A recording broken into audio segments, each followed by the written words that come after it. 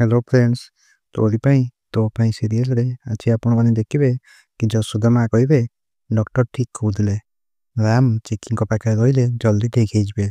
आ रोही आड़ को देखि कहिबे हेले राम तो ती रोही पाखे रही थांते ताहेले आहरी खराब हो जाइथांते।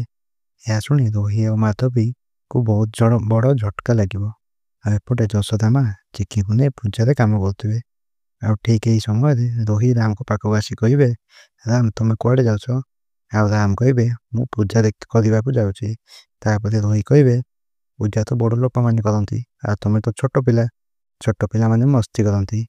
ଆଉ ତାପରେ ରାମ କହିବେ ଷ୍ଟେଜ ଦରକାର ହେବେ ପୂଜାରେ ଭଜନ ଗାଇବେ ସେଥିପାଇଁ ମୁଁ ସେଠାକୁ ଯାଉଛି। ଆଉ ତାପରେ ରୋହି ମିଛରେ କହିବେ ଚିକ୍କି ତମ ପାଇଁ କେତେ କ'ଣ କରିଛି ଆଉ ତମେ ତାଙ୍କୁ ସରପ୍ରାଇଜ ଦେବନି ଯେମିତି ଆଇସ୍କ୍ରିମ୍ ଚକୋଲେଟ ଦେବା। ଆଉ ଏକଥା ଶୁଣି ରାମ ଖୁସି ହେଇଯିବେ ଆଉ ରୋହି ରାମକୁ ନେଇ ବାହାରେ ଛାଡ଼ି ଆସିବେ।